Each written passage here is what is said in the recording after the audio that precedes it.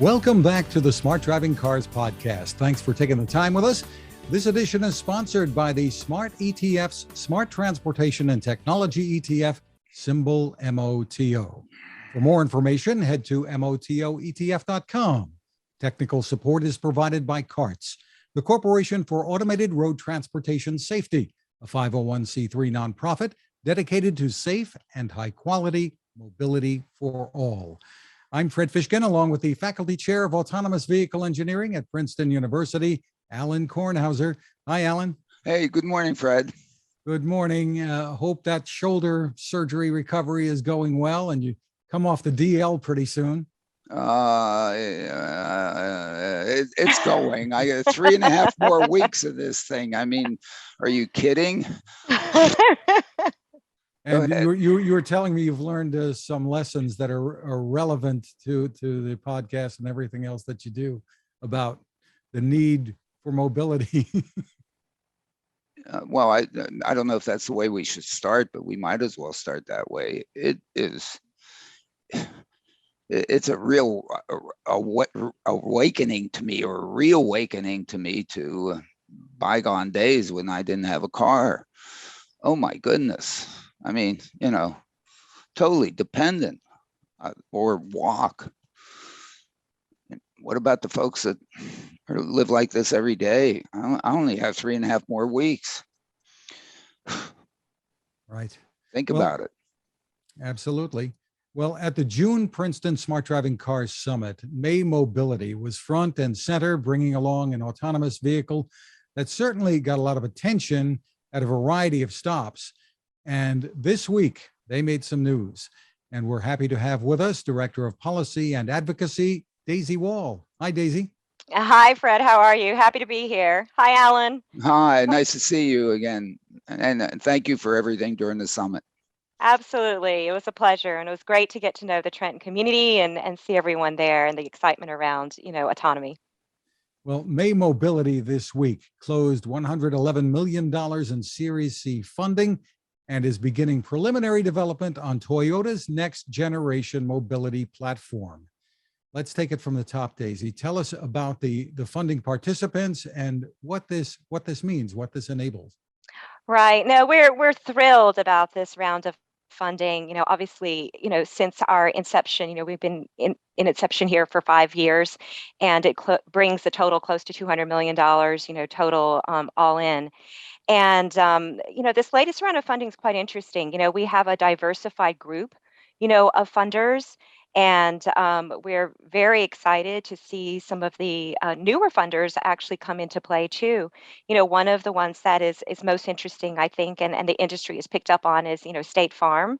Insurance is very big in the realm of autonomy because there's a lot of opportunity here in terms of alignment of mission towards safety, vehicle safety, actually vehicle maintenance and safety and support, pedestrian safety, rider safety, the whole kind of kit and caboodle. That's been really interesting as well. And we're also very excited that, a lot of, Toyota has been a major investor of ours in the past, and still a big collaborator of ours, but we were able to bring in quite a few, friends and family, of Toyota into the mix as well. So super excited about this last round, of funding here, and happy about what it all can bring to us in terms of both hiring, of technologists, on the development side, as well as on the business development and commercialization side. As you can imagine, autonomy, especially geared towards the public sector, which means, transforming cities and states and communities, at that level, requires an enormous nuanced approach, not just from the technology standpoint, but also from all the regulatory, sociological, adoption standpoint that is really important to making sure that we, provide equitable, inclusive service, to communities. And you are looking at a really wide range, it seems, of projects in the United States and outside of the United States. Tell us more about that. Yeah, no, we're very excited. I mean, here, I'll say here in the US, we're getting just a lot of interest, even in this past, I would say, past 3 months. It seems like there's been a resurgence of interest in a lot of ways. Maybe it's we're coming out of COVID finally, and across interestingly different communities. We've launched, in 9 different cities, and some of our more, I'd say, flagship, successes have been like Arlington, for example, in Texas and Ann Arbor, where there's been recent expansions there. But we're also seeing a lot of different use cases, Fred. So anything from obviously cities that don't have transportation, or very little transportation, or to cities that want to actually feed in and complement, their existing public transit, infrastructure. Keeping in mind that, development of our cities now has changed drastically, over the past, decade. And a lot of the development is happening, on these outskirts and these suburbs. And there's just very little connectivity, to those areas.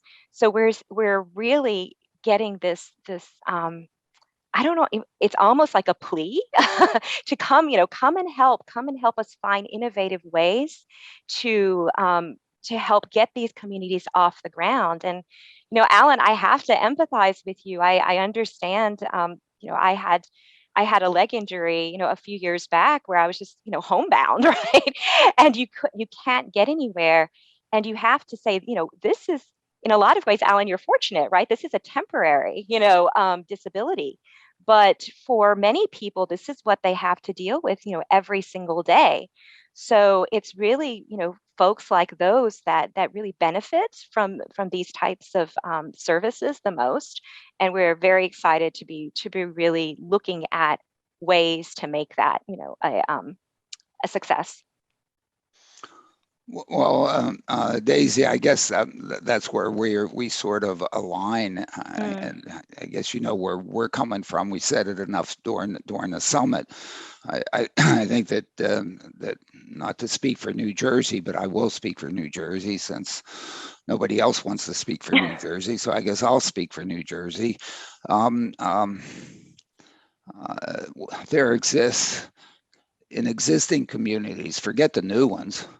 In existing communities, a substantial number of people who don't have access to very good mobility, period. And once you start looking at it, you say, oh my goodness. And it's not because nobody wanted to provide good mobility. They just couldn't. They couldn't afford it. Can't. They still can't afford it. They can't do it. So of course, as we focused on the summit, and hopefully and see that you have this sort of the same mindset on this, that my goodness, here's a new toy. Maybe it can do it. Maybe it can finally provide some quality mobility to folks who are, for whatever reason, can't drive themselves. And take those people out of the realm of begging for a ride to get someplace. Oh, please take me to Walmart. I mean, if you can't drive yourself to Walmart, somebody has to take you, because you certainly can't walk to them, because they located in places where it's impossible to walk to. There's probably not even a sidewalk within who knows what. And so if one thinks that we have a country that doesn't have this kind of community, then they should come to Jersey and take a look. As we continue to say, 70% of the households in Trenton don't have access to one or fewer cars. So the one person that has a car, man, they're like, whew, I'm good. What about the other people? Okay. Yeah. Well, kids under driving age, they can take a school bus. Oh, you know what happens in Princeton? Parents take them. You know what that does? The traffic congestion, average vehicle occupancy on those trips is 0.5. Yeah. 0.5. Yeah. Not even one, let alone two. Forget about 53. And so in a sense, you know, this new toy that you guys are developing. My goodness, there are people out there. Went up to Perth Amboy a couple, you know, Mayor Perth Amboy is like going nuts. He says he's going to be first in New Jersey. Yeah, and you look at Perth Amboy, absolutely, absolutely, it's the same, and it's not just 2 in New Jersey. There must be 25 of them.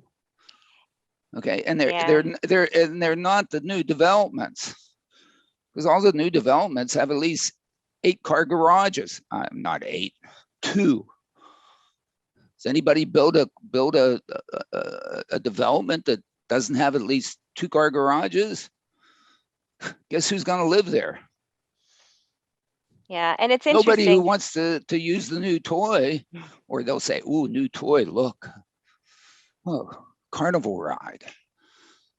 That's not what. That's I don't see that. That's where the demand is. And so, of course, one of the things that Fred and I and others around here are committed to trying to do is to say, "Hey, take a look at this." Now, you know, at first it may not be all that pretty, but I don't think anything's prettier, my opinion. But I'm so thrilled that you got the round B. I see Fred and I weren't part of the friends and family. Fred, were you part of the friends and family? Damn it! I mean, you know, I was passed up again. Oh. Whatever. I mean, what do I? Where am I on this list? I mean, one of these, maybe I'll hit it big someplace, Fred, or something. I'm not sure, but probably not. I'm done. You see the fork there? There's this, and then there's a fork in me right here. I'm done. But Alan, but I do want to, the other point I want to make, you mentioned insurance, and you know, I think if you go back to probably what are we, 10th year or something like this, probably I can remember the first slides that I put together on this. I've always felt that insurance could do this. Mm-hmm. Insurance could do the whole darn thing, and insurance still can't do the whole darn thing. Why? Because all of a sudden, you know, the problem with essentially all the safety measures that we've dealt with up to this point in time have been dealing with crash mitigation. So the airbags and the crumple zones and all the other stuff was all to save our lives when we went boom. Okay, and of course the poor insurance industry and all this thing is we want more safety, crash mitigation safety, and all of a sudden what they find, of course, if you survive a crash, I won't go and say it, you know what the answer is on that one. It costs more money. I mean, you know, it costs more money. Losses went up.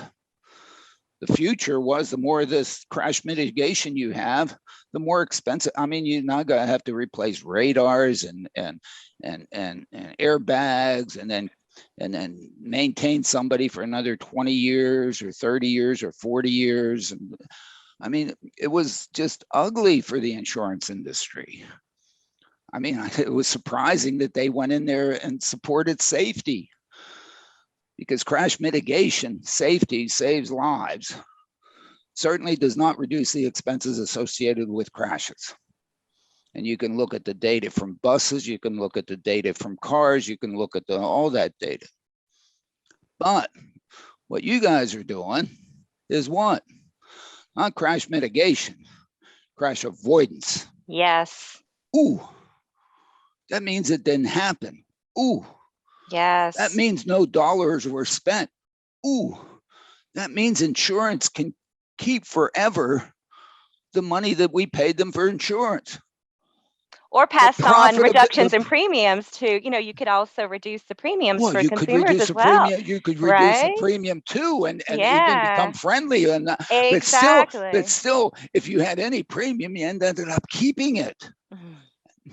I mean, the insurance business is you collect money here, and you pay it out here, and you make money on the float.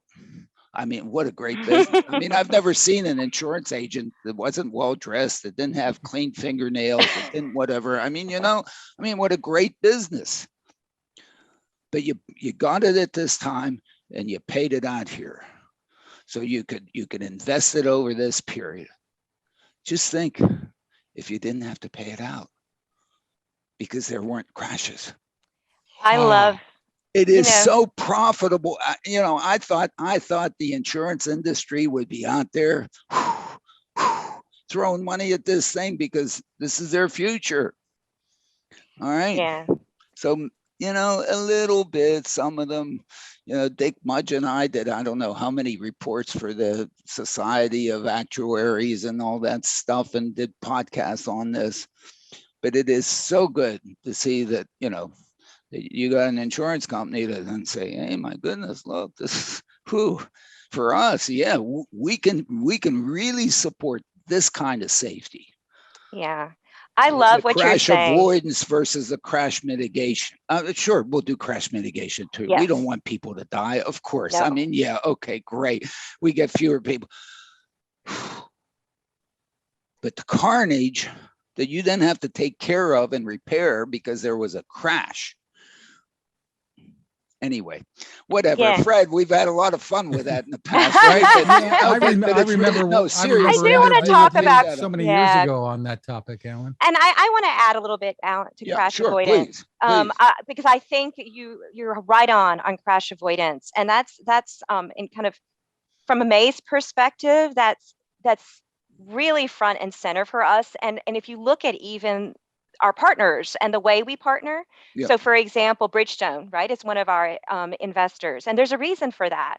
From a scalability perspective, we know that they're there in multiple communities, for support and maintenance, but also, they are very committed to mobility, innovation, and like tires, right? So tire blowouts, all of those things, being able to put technology in tires to detect, right, when if you're in a driverless vehicle, or even in a vehicle with an operator, that, oh, hey, wait a minute, you're losing some air here, or wait a minute, the treads are wearing down, you only have so many miles in the future. Absolutely. For this, replace them. It's a huge benefit to safety. Oh, wait a minute, I can direct you immediately to the next Bridgestone spot to get those tires replaced, whatever that happens to be. And then also on the Toyota's perspective, talking about technology and innovation, one of the things that we're doing with them, we're going to be launching the Sienna, the ones that you saw in New Jersey. I mean, you guys got like the first, almost in a lot of ways, the launch, but we are going to be launching that here in the fall, in a community here that hopefully we can come back and talk about. But what's interesting is, in addition to that, they have new technologies called cabin awareness technology that monitors the breathing and the heart rates of riders in that vehicle. And think about, those safety benefits in terms of crash, to your point, crash avoidance. If there was someone actually driving, let's say in a regular vehicle, right? You have risk of epilepsy, heart attacks, all of those things, or, kids being left behind in vehicles, pets being left behind in vehicles. And that is also another safety mechanism. So it's almost like, how do we anticipate anything that could happen beforehand so that it truly becomes safe and we're not dealing with that, the worst part of what could happen, right? The crash happens. And so 100% agree with you there. Crash avoidance is a great benefit, to autonomy. And then the second point I want to just mention, and respectfully, Alan, is that, this isn't a toy anymore. It used to be, you know what I mean? I don't want, and I want to say that because I feel like it's not a toy. It's not, we've been doing this for, 9 cities. We've had, 320,000 riders actually take trips on it. This isn't something in a test phase or pilot phase. This is real. It's on the streets. We're excited that others, in the industry are doing the same, our peer AV providers. So I wanted just to say that because sometimes I do feel there's a gap between public perception, and some people think that, oh, it's 10 years down the road, and others may, don't know exactly where it is. And I just want to kind of state for the record, this is here. We're operating on real roads. there are pedestrians. We were actually operating an Ann Arbor art fair where there's huge, huge pedestrian, activity there. So just wanted to respectfully say, this is real, and we're in auto grade, Toyota vehicles that are safe. We're not in, plastic, manufactured vehicles or things like that. So yeah, I should have used the word application. At times I misspeak. I certainly did not imply that this was not something real, and that you're not really committed to getting it to the point where it can operate driverlessly. I'm of the opinion that if we're not going to operate driverlessly, then we have a real challenge, because we can't afford to do it. We can't afford to keep it going. We might be able to afford it for a little bit, but we just can't, because the simple argument is if we could, we would have. If we could, we would have. With an attendant, with a driver, and we just can't. And the reason why the public mobility systems are so bad, and I'll say it just can't be any better. You can't afford to do it better. To be able to provide chauffeur service, driven services that to me now, because I can't drive, that it's enormously expensive. Luckily I have a wife that hey, you take me. And You've got a built-in chauffeur. I am the man of the house, right, Fred? I'm the man of the house here, and that's probably why he's in the sling. And yeah, are you sure? Alan, that's why you're. Yeah, right. You know how much that costs. Woo. Man, I got to go to Hamilton Jewelers every day here. Seriously. Yeah, no, seriously. It is just enormously expensive, and to have somebody sitting around just waiting at beck and call to take you, as opposed to us doing it ourselves. Yeah. And so that the opportunity is that, my goodness, if we can scale up a computer that in the end, really doesn't cost anything in the end. I mean, it's so darn cheap, and boom, and done, and you can do it. And that's what we're trying to do. That's certainly what I'm committed to trying to do here in Jersey. Okay. And as speaking for Jersey itself, I think we're ready. We're ready to get the process started. And as we discussed at the summit, even if we could do it driverlessly, we wouldn't. Great, the technology works. It doesn't need a driver. What about the sociology? Mm-hmm. What about, as we've said, McKinsey, like to quote McKinsey, 300 billion been invested in this thing to get the technology. Essentially, zero's been invested in getting the sociology. Sure, a couple of people have been given rides, but really, where is it? Where is it in everyday use? Where is it that it's really providing substantial value to at least, some segment of the population? As we look at it here, one of the segments that we got the biggest enthusiasm for are school kids. And you say that in public or in typical transportation meetings, and everybody rolls their eyes. They're saying, "Oh, let them take the school bus."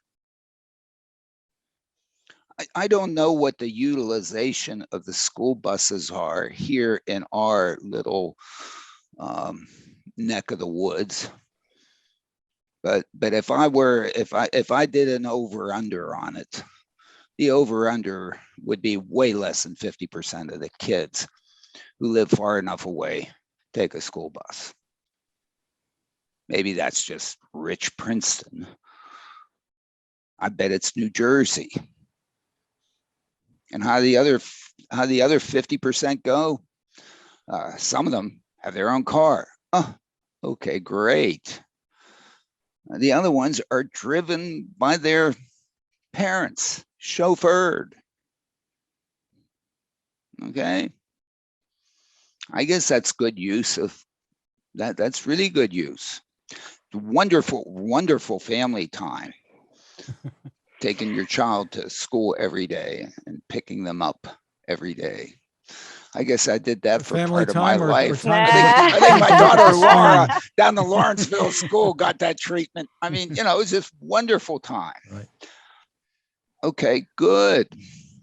But not everyone has that. Well, not everybody has that. Not everybody has that. And so what I'm focused on is trying to find the sectors of our economy where that isn't the case, so that the kids will go to school. Well, the kids can go to school, and the parents actually, a lot of parents they can get to work on time after they drop the kids. So they they don't have to pay an arm and a leg each way, or have to choose between getting to school on time and getting to work on time. Right. There's all those things, right? When are we going to start thinking that that's important all of a sudden? Okay. And while we do that, we can do everything else too. Yeah. As opposed to trying to do everything else first and then, we can also do that. Because I don't know, as I look at the reports from people's demonstrations and so on and so forth in various places, I don't see the kind of news reports that I would expect to see out of, oh my goodness, we really found a community that that really loves us. But maybe I just don't read enough, or I don't. So I'm going to go to the AV conference next week, and I'm just going to learn. I just can't well, wait I to will learn. see you there. I just can't wait to learn. Although if I look at the titles of some of the presentations, there really isn't that much there on the sociology of all this. Yeah, that is there an really area. Is that there's almost, I mean, really. Yeah. We want to take people from downtown whatever city to an airport. I don't get it. But anyway, I'm going to give. I'm sure I'll just sit back and I'll just stay quiet in the back of the room. I don't think that's going to happen. I won't say a thing.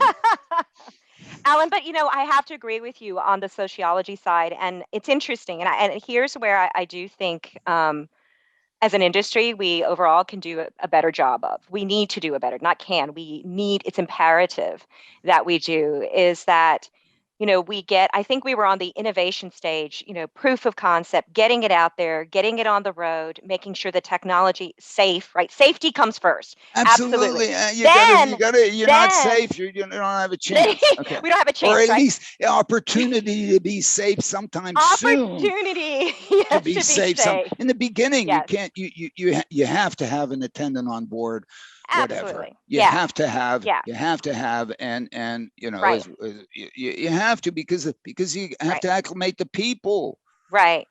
But then, to your point, I do think, it's an evolution, right? The next continue on the evolution. Of course, we have to measure the impacts and the outcomes, both on individual lives, family lives, as well as that segment of the community, to see okay, what are the health outcomes? What are the socioeconomic outcomes? What are the, the quality of life, outcomes, that have to do with access to transportation, to your point, like access to mobility, given access to mobility.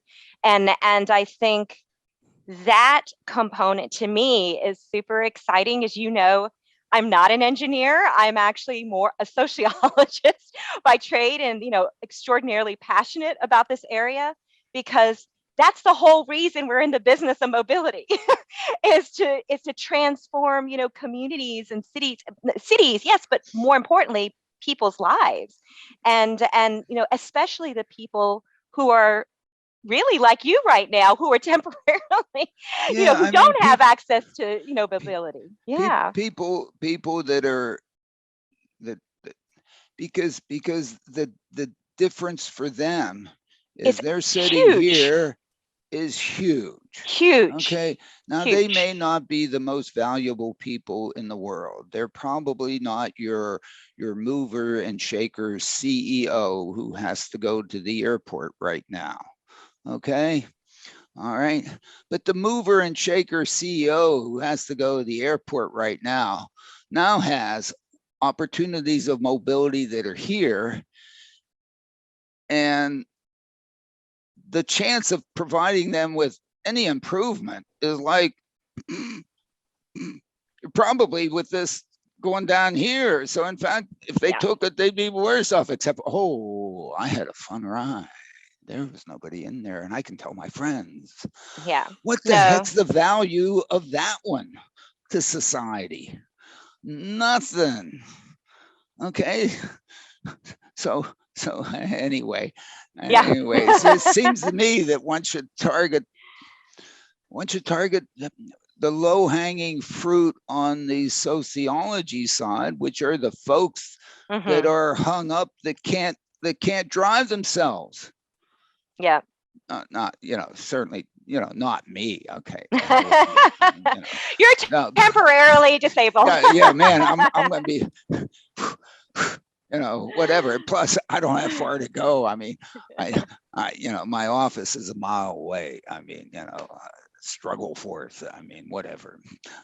Plus, I have Zoom, and I can sit here in the lap of semi-luxury. Whatever. Never mind. Let me ask Daisy about you mentioned a deployment announcement coming this fall. I don't know what you can tell us about it. Sure. I can't tell you everything quite yet, but I can tell you the context of like what it looks like and everything. And I would love to, when we're able to release the news, I will certainly do that as soon as we're able to do that. But what I can say is that, to your point, Alan, who needs it the most, right? Now, obviously, Trenton. To me, that's what we should. And this is exactly now. This is a different flavor of that, and I can kind of give you the profile of the community, and you'll understand what I'm talking about. This particular community is a community there is very little transportation. It is actually a rural community, which is a little interesting, right? Different. AVs in rural just doesn't happen very often. But if you can imagine in a rural community where someone needs to go, aging population, seniors, large population of people with disabilities, and need for accessible, wheelchair accessible, ADA compliant, autonomous vehicles, right? And being able to prove out, another, to your point, Alan, a use case that if you're the only means, let's say you broke your arm, right? And there is no way to get to the hospital. There is no way to get to a family member to help, get you to a hospital, or whatever that happens to be, to go to their local Walmart. A lot of people are dispersed, or go to the farm, to actually get to milk a cow, whatever it happens to be. That is an area that we're looking at to actually, prove out, that concept of what would it look like AV in rural communities, which right now, that is a big area. I'm not saying, Trenton, obviously city, there's lots of Trentons too, but there's lots of areas in America, even in New Jersey, where there's no transportation. And so that's one of them. The second one, a profile, is basically large retirement community, 55 and older communities, who, if you think about aging in place, you might start off at 55, but then when you're 85, or 90, aging population, how do you get out of those communities, right? They're planned, they had already been planned. There's not a lot of connections in. So how do you go and actually get out of these big, retirement communities and into the greater overall community? And then the other one we're looking at too, and this is in multiple places, is that how can we look at pockets of very low income communities, right, in multiple cities, and transform them in terms of connecting into other modes of mobility. And I know that's something that Trenton was interested in as well. But that is another area. So just a couple, I'll mention a couple of use cases, if you will, Alan and Fred, just to give you a flavor of what they are. But those are some of the things we're looking at specifically. And we do believe that all of them will have very high impact, again, quality of life, transformative impacts. And then my hope, and our hope, I guess, collective hope, is that those get expanded and replicated as models so that it can be deployed across other communities within the US. Well, of course, Daisy, I agree with you 100%. And as we've looked around in New Jersey, we have those things. In New Jersey, guess what we have? We have trailer parks. Yeah. Okay. Yeah. And guess where the trailer parks are? They're in the Pinelands. They're on there are some along Route 1 still who date back to the 1940s or something like that. But the ones that in the 1970s and 60s and whatever that were built, they were built on absolutely the least expensive land available in New Jersey, sandy soil, Monmouth, Ocean County, whatever. And guess what they're near? Nothing. Yeah. Okay, now essentially everybody who lives in a trailer park, which is probably the lowest rent opportunity in Jersey, does have one car. Okay, but they're not single person families. Okay, and the mobility opportunities associated for them is like, I mean, it is non-easy. Okay, right. We have certainly all over the central and more eastern part of the state. The senior communities, yes, Florida has a bunch of them. Guess where the senior communities were built? Yes, some of them were done in Princeton. Yeah, we do have like 4 or 5 of them here in Princeton. Desperately need mobility, for which even when I was on planning board, we were trying to figure out how in the heck to provide mobility to those things. Absolutely needed or embedded in this community. Most of the other ones are where, again, on the lowest valued land you can find. Why? Because some of the people thought people were, this is right next to the cemetery, I guess. People aren't going to want to go anywhere. Here's the nice bucolic setting. They have a bus. They'll take you to the shop wrong once a week or something like that. I don't know whether they will or they won't. I guess I see their buses with their names on them. I mean, the folks are, holy heck, do I not want to go live in one of those places? How badly do I not want to go live in one of those places, man? I'm staying right. I'm going directly in the hole from right here, man. I'm not going that way.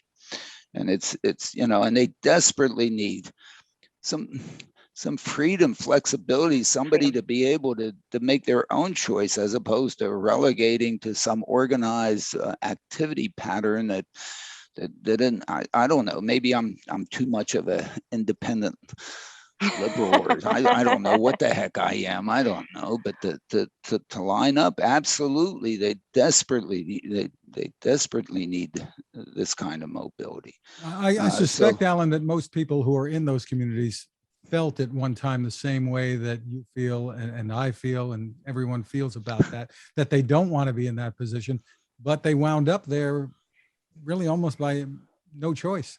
Well, probably economic. I don't know if it is economically or not economically. The taxes I pay here. I mean, what the heck am I, crazy, man, or something like that? Whatever. Right. Yeah, it's the and I agree with you. I think that this whole the industry was at first focused on the rich folk and whatever and the high flyers. Why? Because it was rich folks and high flyers developing them. I guess people were doing it, looked at their own life, and as opposed to, I think if we start focusing, as you say, on the sociology, although Daisy, I don't think I ever took a sociology course on technology, so I don't want to. I'll send you some notes Send me after some the notes. call.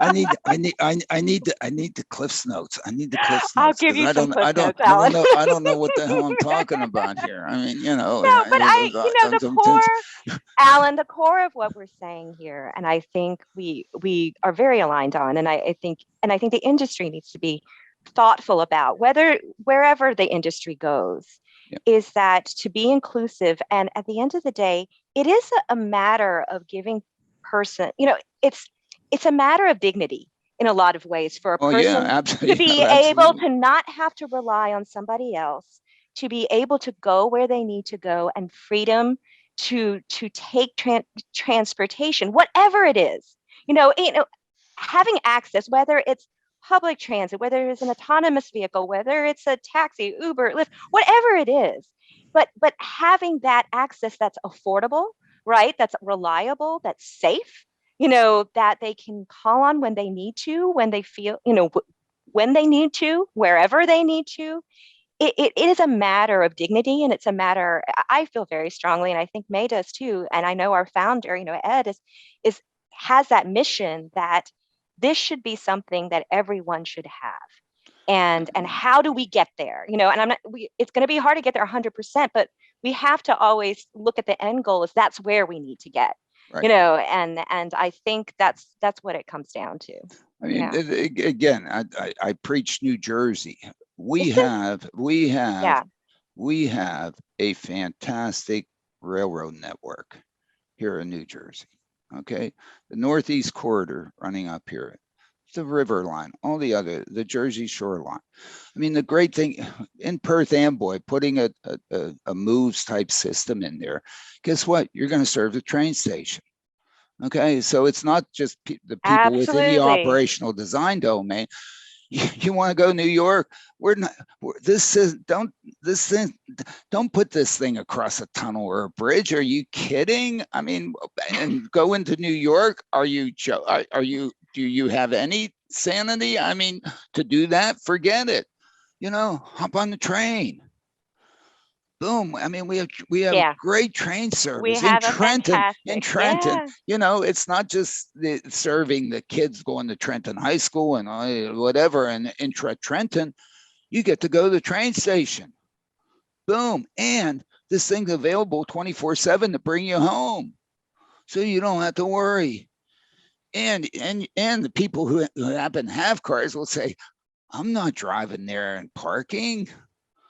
Now, of course, the parking authorities are going to go, hey, whoa, where's my revenue? Too bad. I don't know. Too bad.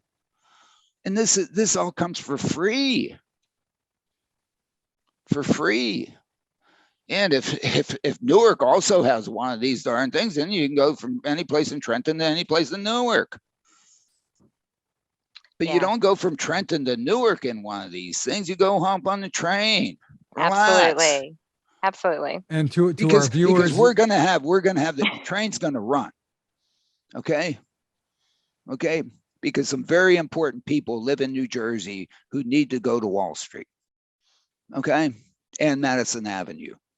All right, so we're gonna build new tunnels, and that sucker's gonna run. It's gonna be here 100 years from now. It's not going away. Well, let's use it. To our viewers, take a look at the mantle behind Alan. It says a lot. Yeah.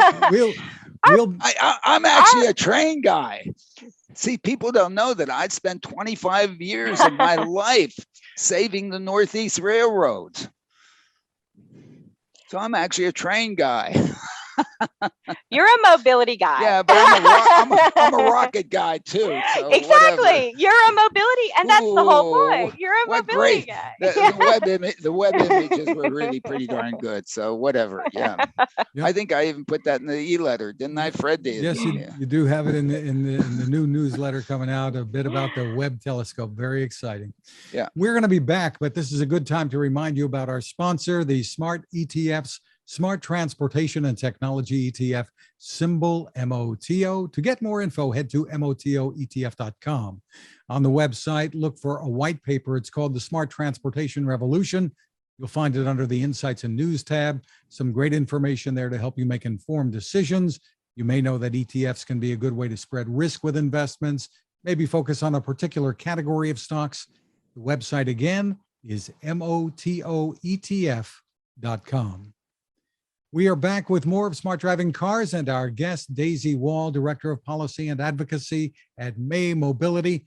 Before we move to some headlines, Daisy, one of the things that got a lot of attention in the announcement of your funding announcement this week was a picture of a concept vehicle. Tell us a bit about that you're going to be working on with Toyota.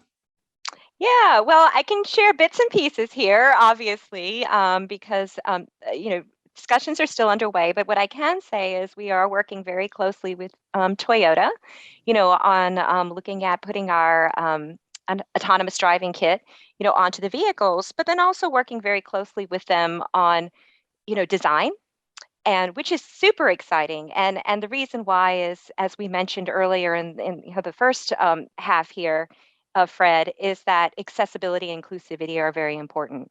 So, what does it mean for the comfort of the riders? How many seats? What does the accessibility and inclusivity experience look like? All of those things. So we're excited again, that our partner in Toyota has been very encouraging and really is taking a lot of the feedback from May in the development of this, and it is a path forward. As we showed the vehicle in New Jersey during the summit, that was a Sienna vehicle, which is a hybrid vehicle. But our future, we also know that electric is extraordinarily important to get there from a sustainability perspective, environmentally friendliness perspective, reduction of congestion, and all of those things. And so that is kind of our path forward as we move towards this exciting new platform. Terrific. Yeah, I think that's really good. I mean, it's fine to start it off with the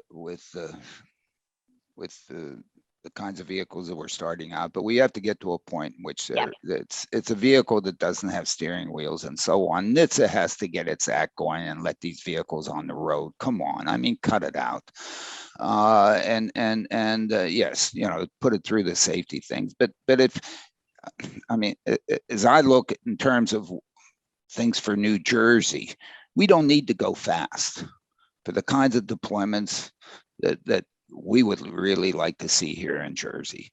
We just want to go through neighborhoods. So, all this stuff of going extremely fast is like, yeah, maybe, who knows? Yeah, whatever. And if you want to go fast, go to the train station, hop on a train. Our thing does, 125 miles an hour down by, when it goes through Princeton Junction. So yeah, you can go fast on there. The idea is not to go on the New Jersey Turnpike. I don't even think these vehicles should see the New Jersey Turnpike. No need for it. Okay, it's to get around the community and get to a train station if you really want to go someplace. And it'll take you to Newark Airport. Doesn't have to go to Newark Airport. There's a train station, Newark Airport. People mover taking you whatever. I mean, come on, cut it out. And in a sense, do that, but get these vehicles so that at least they can go, frontwards and backwards. You don't know the difference. So you can pull in.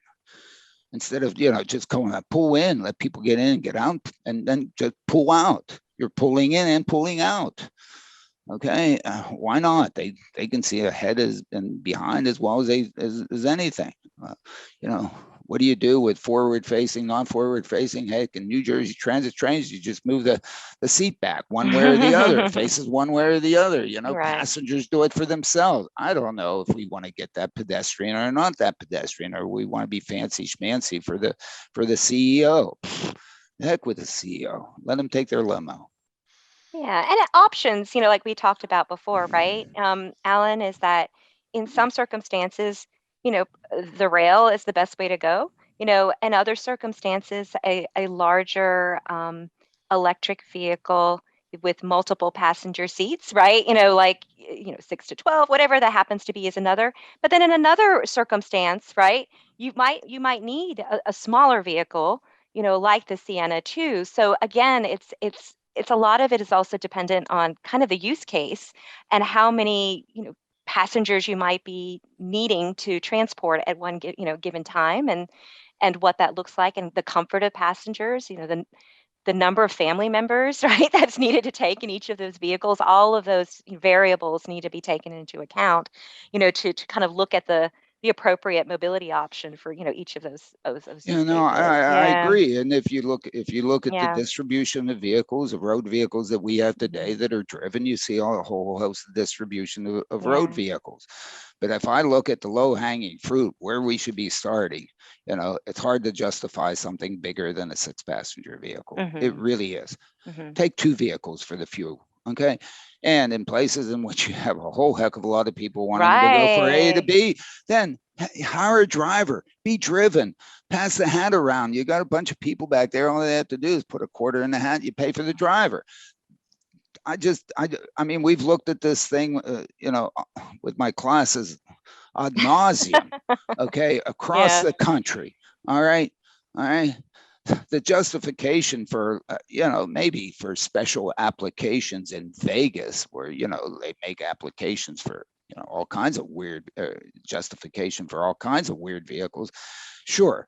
But the low hanging fruit is very small groups, very small groups.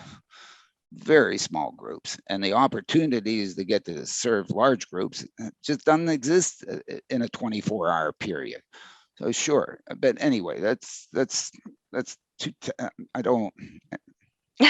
In Vegas, Alan, they're going to be hopping in Elon's tunnel, I think. But yeah, whatever. And maybe he'll have a 50-passenger bus in there. Now at CES, boy, they need those. They need 400-passenger buses. I mean, the places like us. But you can build a mini train for CES. Maybe that's in bygone days of CES. When's the last time we were at CES, Fred? Pre-COVID. Oh, pre-COVID. Is COVID over yet? I don't want to answer that. New York Times says it's not.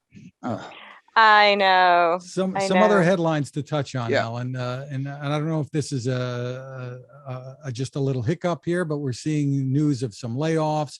Companies like Nuro laying off really just a handful of people.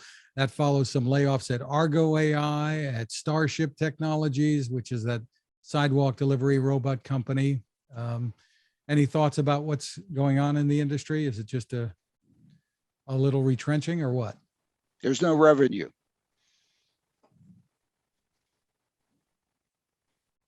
Long pause. There's no revenue. Who has revenue? I mean, if we did a balance sheet of the industry right now, where's the revenue?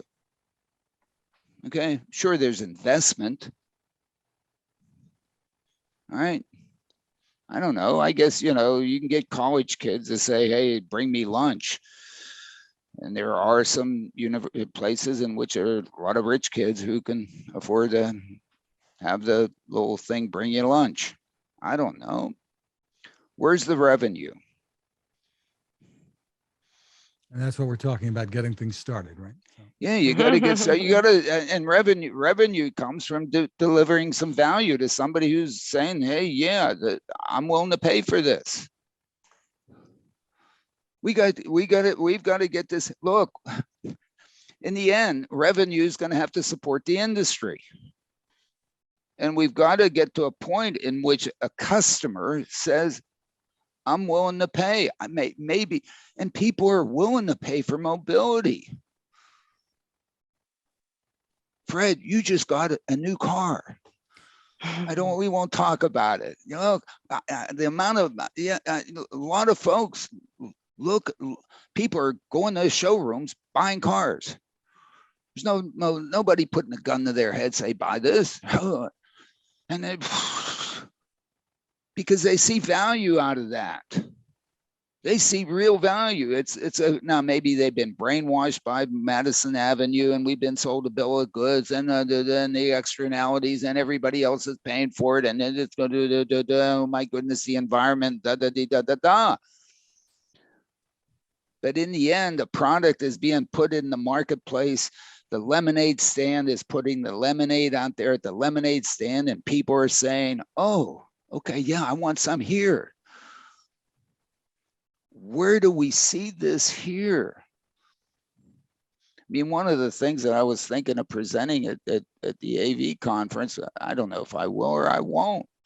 I used to have this chart that showed a hockey stick of acquisition of vehicles to do this. And the hockey stick was on a semi-log chart. And that's a hockey stick on a hockey stick. That's an exponential on an exponential. But I stopped plotting that in, I don't know, 2018, certainly pre-COVID. Since COVID, I think most of those acquisition of vehicles, I don't know, they probably, there were options, they probably lapsed. How is that?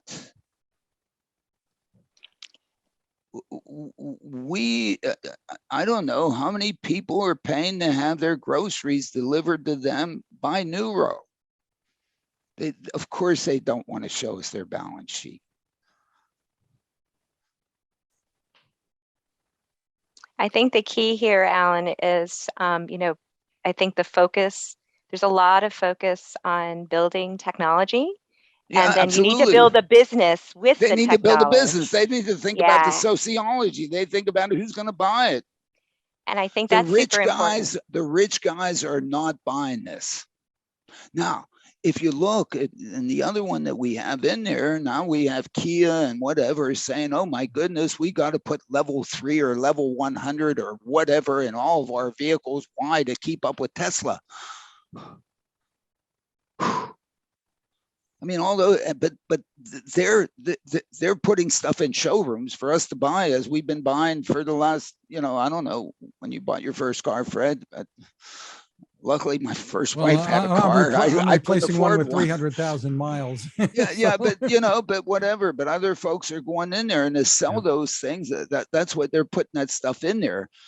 But that's not talking about providing the mobility that Daisy and Fred and I have been talking about. One has to put that out there such that it's a business. It has revenue. To be sustainable. The revenue is greater than the cost and is profitable, and that the stockholders are, I want to be more than friends and family. Okay. I mean, and it's about time we start doing this. Some other headlines, Alan, one thing that you comment on in the newsletter, the Cruise robo-taxi service in San Francisco, reportedly under review following an anonymous letter. You have some comments about that. Well, apparently TechCrunch, was able to review the letter. Why didn't TechCrunch print it? Why shouldn't we know what's in the letter?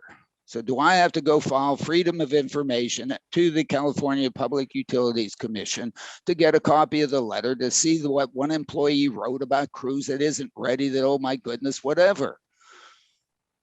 Or are we supposed to sit here and imagine? Oh, the horror. Or, hey, one data point. One has to be extremely careful about one data point. Now, some data points are really, Alain Herzberg, big data point. Want to be careful about that one. Okay.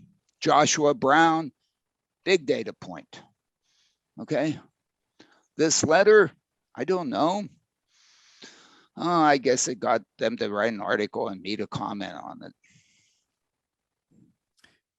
A bill advancing in Pennsylvania would legalize and regulate driverless vehicles in that state. Currently, the vehicles can't operate without a driver behind the wheel. I assume this is going to be a trend we'll need to see around the country. Yeah, well, we're the same. We're in the same boat here in New Jersey. Okay, we're in the same boat here in New Jersey. You have to have an attendant in the vehicle. You have to have somebody responsible in the vehicle. Okay, you have to have a responsible entity in case things go boom. I think that's the only requirement in New Jersey. So yeah, let's put some of these things out there. We can kind of fake it for a while with an attendant, but if the attendant isn't doing anything, and we provide data saying, look here, complete, look at it all, the attendant didn't do anything, then I think the state legislature in New Jersey will say, well, why would we want to have something that doesn't do anything in something? Well, of course we don't want to have something that doesn't do anything in that something, and they'll pass the legislation. But I think it's incumbent on us to say, hey, here's the something. We've been doing it. The person's been picking his or her nose the whole time. But that would be compelling. All the legislators, they would love to see it. Nobody's going to make you have to do it. It's not going to be like the railroad industry. You got to have 5 people on a train. That's what it was pre-1975. The only thing that saved the railroads is we bought out 3 of the jobs, bought them out. So now 2. Now you got to have 2 people in every train. There's state legislations that say you got to have 2 people in every train. Kidding me? On train tracks? People looking at what signals, what technology is telling them to do, because you can't see far enough down the tracks to be able to do anything. You have to have sensors and whatever to tell you what to do. Wish somebody would demonstrate that those people really don't do anything. Then maybe we can buy out the other 2. Then railroads have a real opportunity. And the same thing has to be done here. We are not going to be able to provide mobility to the elderly. We're not going to be able to provide mobility to the poor. We're not going to be able to provide mobility to the affordable housing locations. We're not going to be able to provide mobility to the trailer parks if we have to have an attendant. Not decent mobility, not the kind of mobility that I used to have before I had my operation, and that I will have in 3.5 weeks. Darn it, come heck or high water. Where at the drop of a hat, I just go, boom, team, go. That's mobility. That's what I'm used to. That's what I think everybody deserves. You can't do that if somebody has to be sitting around just waiting for me to come out. I couldn't afford to pay for that. Well, maybe, I couldn't afford to pay for that. I won't pay for it. Anyway, whatever. And finally, from the newsletter, and oh yeah, a busy week ahead with the TRB's annual automated road transportation. But before symposium. that, Fred, you forgot the Webb stuff. Webb versus Hubble. I thought we touched on that a little bit, but we can touch on it some more. My goodness! I mean, you got to look at that site. I mean, it is.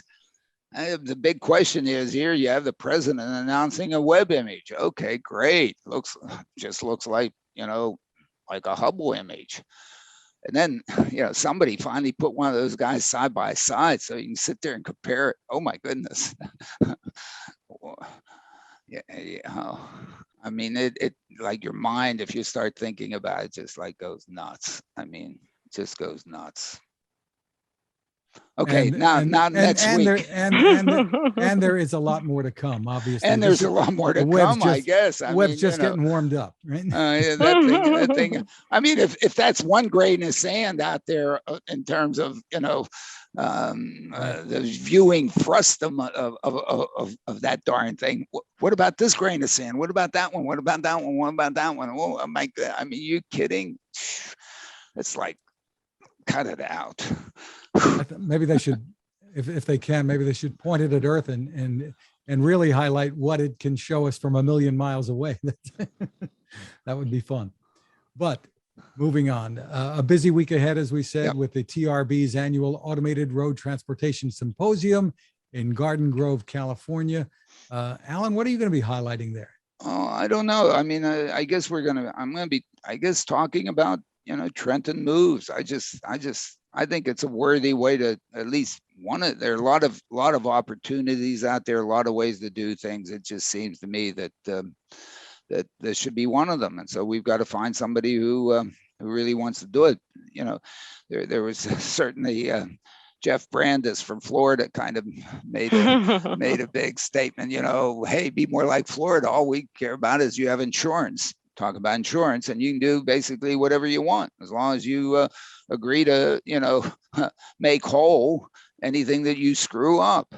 Okay, and make sure that you can make whole. We hope that you have some heavyweight behind you who has the wherewithal to cover your tracks. And guess what? New Jersey's not very different from that, because there are no laws in New Jersey that say you can't do this. And if there aren't laws that say that you can't do it, you can do it, at least with an attendant. So the whole concept of Trenton moves with kiosks, I happen to think that the kiosk concept is absolutely critical to having this thing gain the public acceptance to be used.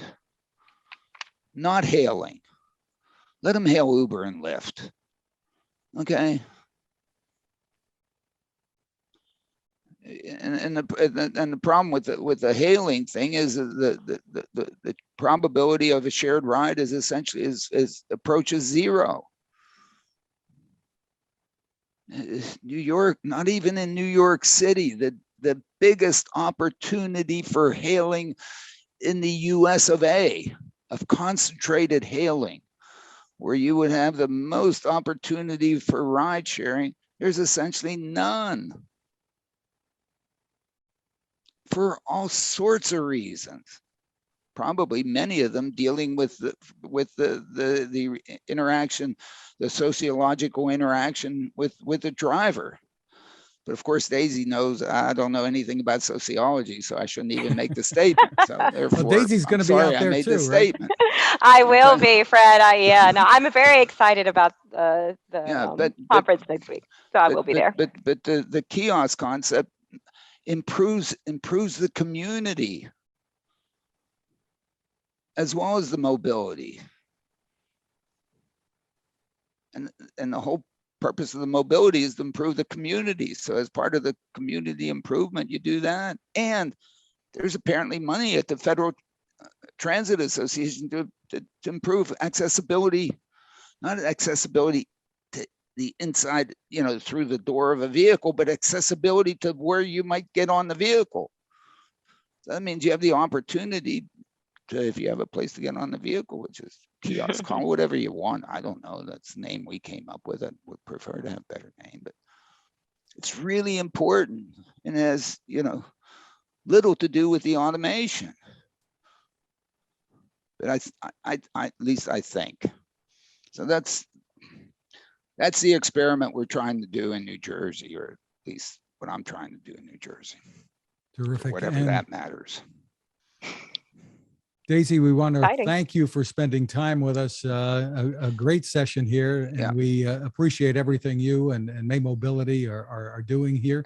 And the website is mobility.com. Daisy, thank you so much for spending time with us. Thank you so much, Fred and Alan. Always a pleasure. And we're excited of what you're doing there in Trenton. So keep on keeping on. We'll get there. We're trying, and again, congratulations on your round of financing. Okay, I mean we're not at the revenue side, but we have to start working now to get on the revenue side, and so that you don't need to, and you can, and all those investors, guess what they expect. The good news is, our sites that we've operated so far, we're, the sites themselves are obviously profitable. Now, could we get, we want to establish, to your point, that sustainable commercial viability and success that we want to get to. And the good news is I think we're headed in the right direction.